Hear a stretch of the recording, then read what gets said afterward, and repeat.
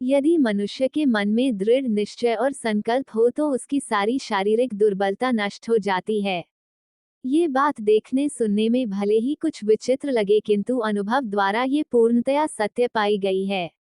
मनुष्य जिस बात का चिंतन और मनन करता है, उसके बाद जिन उद्देश्यों की पूर्ति का संकल्प करता है, उनमें उसे मानसिक निश्चय द्वारा ही सफलता प्राप्त होती है।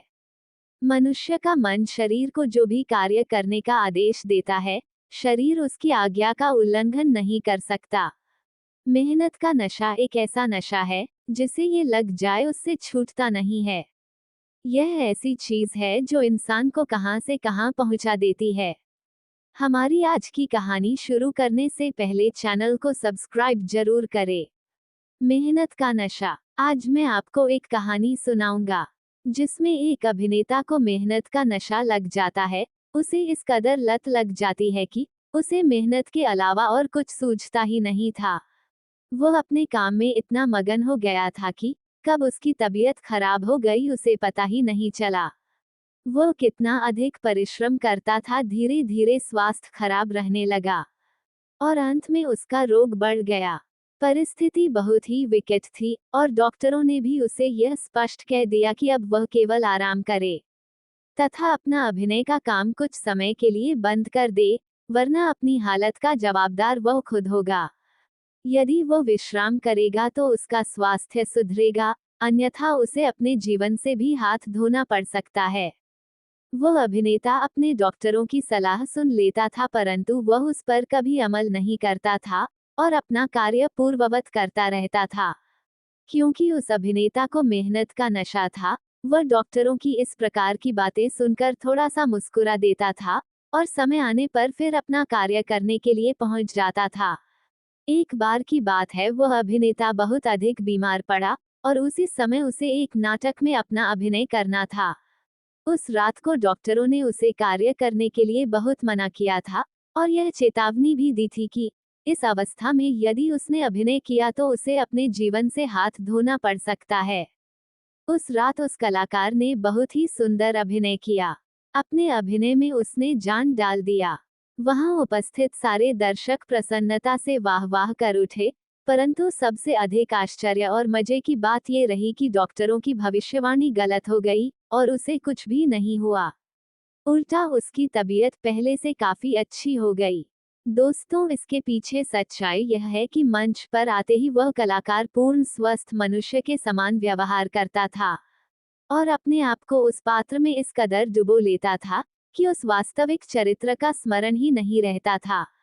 किसी ने उससे पूछा ये सब कैसे हो जाता है, तो उसने कहा मुझे स्वयं नहीं मालूम कि यह सब कैसे होता है।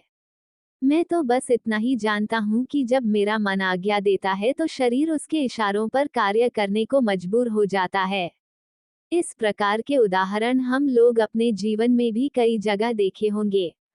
हमारे आसपास भी कई लोग ऐसे मिल जाएंगे जिनके ऊपर मेहनत का खुमार इस तरह छाया हुआ है कि वर्तमान स्थिति जैसी भी हो, वो अत्यंत दुर्लभ कार्य भी बड़ी आसानी से कर गुजरते हैं। ऐसे अनेक उत्साहवर्धक और प्रेरणादायक प्रसंग केवल स्टेज पर ही नहीं अपितु खिलाड़ियों, राजनीतिज्ञ, संगीतज्ञ, कवियों, लेखकों और अनेक लोगों के जीवन में भी मिलते हैं। हमें बस जरूरत है उन्हें पहचानने की और स्वयं के अंदर मेहनत का नशा कैसे लाएं, इस पर विचार करने की।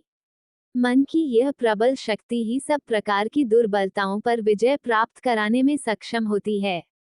उस समय उत्साह इतना उग्र रूप धारण कर लेता है कि व्यक्ति की संपूर्ण शरीर में विद्युत तरंगों की एक भयंकर लहरें उठने लगती है तथा उस तीव्र मानसिक आवेग के कारण उसका उन रोगों से ग्रस्त शरीर भी स्वस्थ शरीर के समान कार्य करने लगता है और पूर्ण निष्ठा द्वारा अपने कर्तव्य का पालन करता है। वास्तव में मन की शक्ति का कोई मुकाबला नहीं है, उसे कोई जीत नहीं सकता है, क्योंकि व्यक्ति का मन संकल्प का स्रोत है। अतः व्यक्ति को चाहिए कि वहां मन में किसी प्रकार का विकार ना आने दे। यदि आपका मन प्रफुल्लित रहेगा तो आप दुर्बल शरीर द्वारा भी कठिन कार्य करने में सक्षम हो सकेंगे। आपने यदि उपरोक्त लेख का मतलब समझ लिया तो आप कभी भी असफल नहीं हो सकते। आपको बस जरूरत है अपने मन में दृढ़ इच्छा शक्ति की और एक दृढ़ संकल्प की।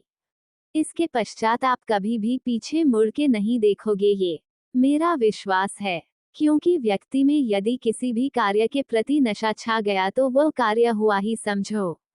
एक बार अपने मन में मेहनत का नशा लाके तो देखो, सफलता आपके कदम ना चूमे तो कहना।